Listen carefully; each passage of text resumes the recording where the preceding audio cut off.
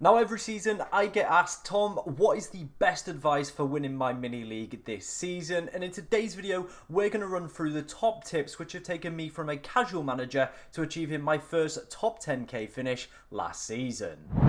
Now, of course, before we dive into today's video, if you do enjoy any of the content that you see on the channel, please be sure to like, comment, and subscribe as we are trying to hit 15,000 subscribers before the start of the new FPL season, and it would be absolutely stupendous if we could hit that goal. Let's start off first then with my honestly best piece of advice, and it is don't be different for just being the sake of being different. I know everybody's got, very similar teams, a template forms every single season, but some FPL managers just can't get their head around it and go a little bit too overboard with their differential picks. I personally believe having one or two players that are under that 10% mark is probably the right balance. A lot of the template picks are template for a reason. It's usually because they're very consistent point scoring players or because they've got good fixtures. That's why they get very, very highly owned.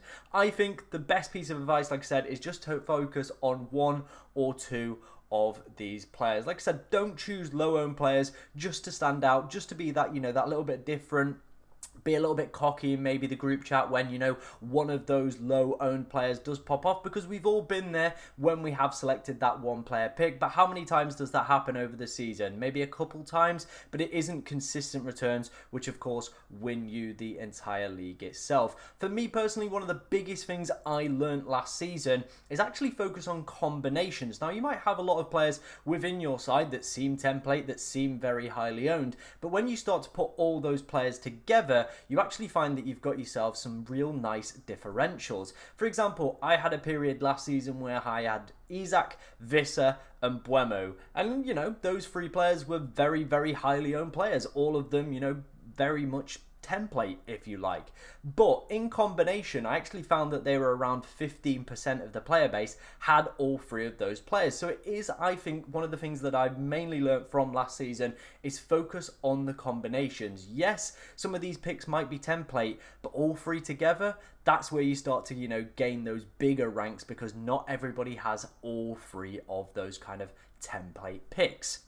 For me, like I said, success comes from that consistency, smart planning, and not chasing the uniqueness every single week. The goal should just be to build the best team and not one that is just different for the sake of being different.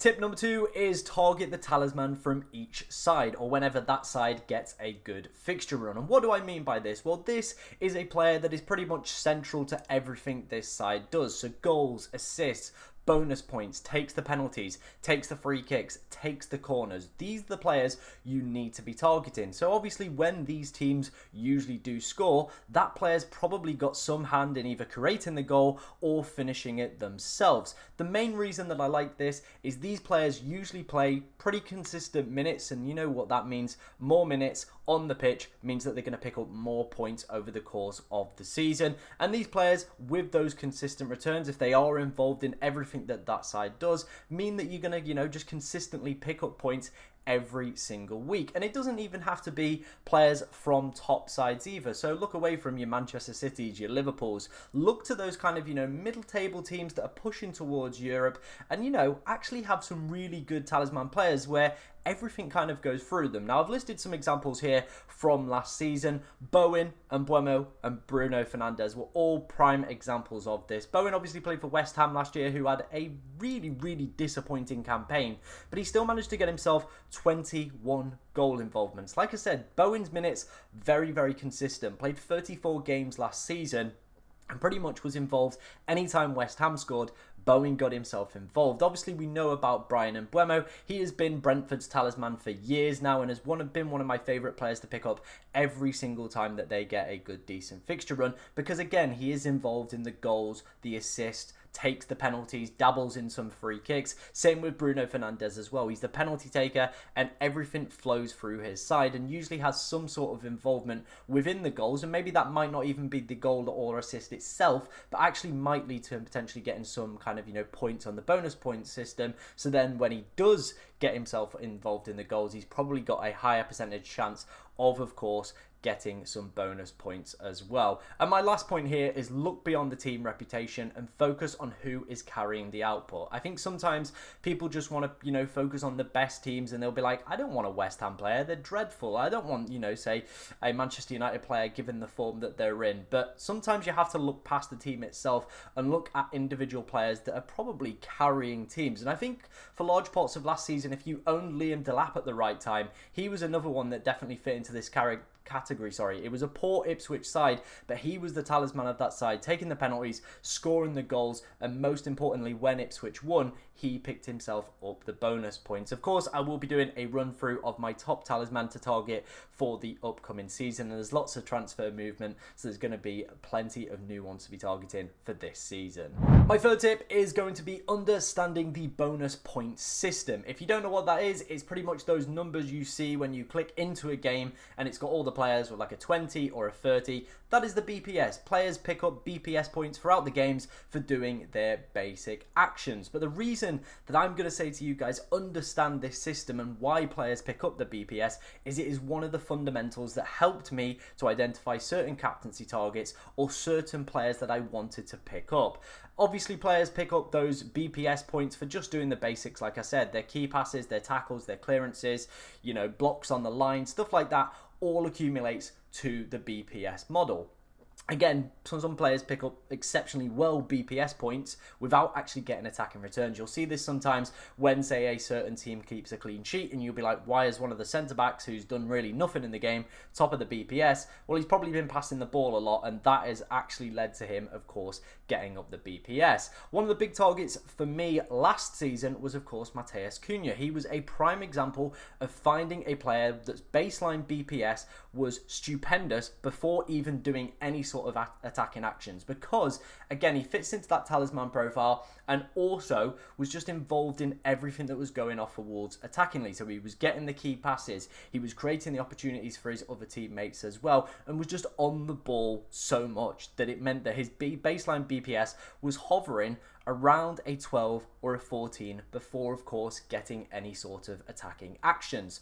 Then when he, of course, got those attacking actions, it meant that he usually topped the bonus point system, as because he got the key actions, he was already hovering around a 12 or 14. It usually pushed him into the 30 mark, which would make him the top one. So again, it's understanding these players when they hover around that baseline BPS. If, of course, they're a player that can get an attacking action on top of that, they could come away with some serious bonus points as well. It's also a key thing to monitor with defenders as well if there is going to be an update to the BPS system. They absolutely obliterated defenders last year, and it meant if they did concede a goal, it was very unlikely, despite whatever actions they did in the game, that they were going to come away with any bonus. They could have got themselves probably 2 goals or 2 assists.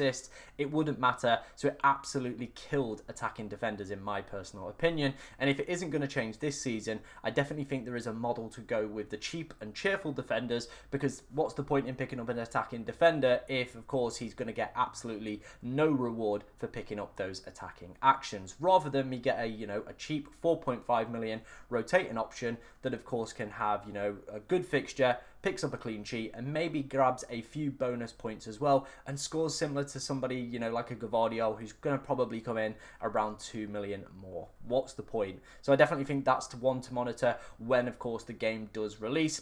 And like I said, understanding how the BPS is going to, just give you a better understanding of why certain players score better than others. And like I said, it's one of those key things I identified as well with selecting captains as well. Those players that can pick up the BPS, it is a nice way to potentially get 2, 3 extra points in terms of your captain as well.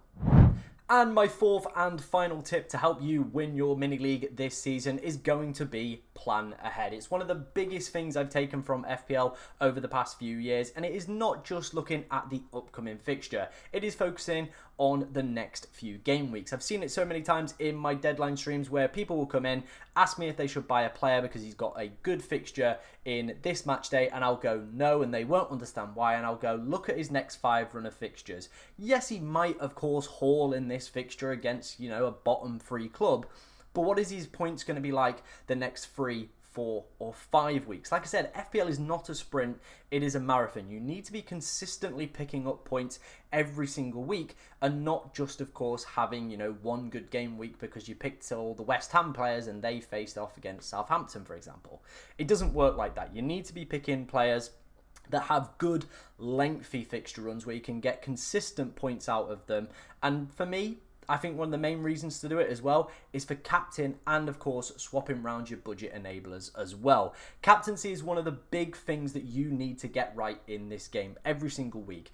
And planning ahead allows you to kind of, swap your premiums around, because I'm guessing the pricing hasn't been revealed yet, but that's going to be something we're going to need to know this season. Is if Salah comes in at 15 million, is there going to be periods where, he's not the best captaincy option every single week? And it's actually worth not having him within the side, because if for 15 million, he's probably going to have to score 10 plus points within those games to actually justify him being in my side. This is one of the main reasons I went without Erling Haaland at the start of the game last year. I identified that, yes, he was a good captain in some of those weeks, and he went off and absolutely destroyed me. But I think more and more people as the season progressed realised that he wasn't going to be justifying that price point, and why picking the correct captain every single week is, again, one of the main ways to do it. And one of the best ways you can do it is plan ahead, look where your premium assets are, what teams are they facing, where do I want to put my captaincy chip every single week will give you a better idea on which players you need to be focusing on bringing in as well.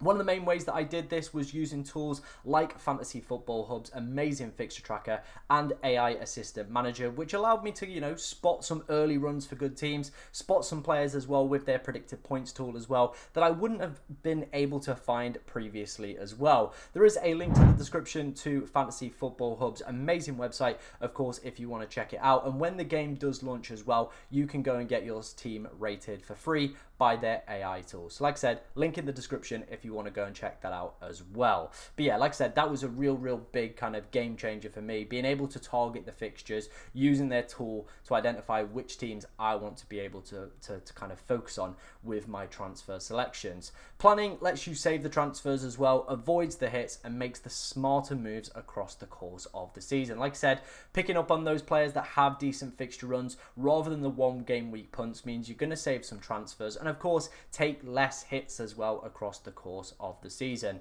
Like I've said throughout the course of this video, FPL is not a sprint, it is a marathon. It's a long game. It takes a lot of preparation and planning, especially if, of course, you do want to go and win your mini leagues this season. Make sure you're not acting just within the short term, just for a single game week. Look to the next 3, 4, 5 game weeks and see what is the best strategy for you and your side. One of the things that I did was I identified each week what players I want to target for the next 3 to 4 game weeks. Even if I never eventually brought them in, I had a note section on my phone. I would look through the fixture tracker. I'd go, who's got good fixtures coming up? Which are the talisman from those teams that I want to target? Or which are the players that are doing well at the moment that I think, could, of course, go off with better fixtures? Write them down in my notes, have them as potential transfer targets. It pretty much limited the game from obviously looking at, thousands of options that you could pick every single week to narrowing it down to maybe 3 or 4 transfers each week that I would like to select. And it meant when I went into that next week as well, I would have a better understanding of the players I wanted to target or the teams I wanted to target. And of course, that is the best way to play this game. I think that's what it's all about, is narrowing your view down so you go from pretty much, having so many players to select who are all doing everything, whereas you've now narrowed it down. These are the teams with the best fixtures. Here are the talisman. These are the players that are doing well at the moment. And then, like I said, you're coming away with potentially 2 to 3 players each week that you could identify to bring into your side. So those are going to be my top tips and what I've implemented into my game to, of course, be winning my mini leagues. And like I said, finish within the top 10k this last season. Of course, if you did enjoy any of the content that you see on the channel, please be sure to like, comment and subscribe, as it is massively appreciated. And like I said, we are trying to hit 15k before the end of the season, but the best of luck for match day 1.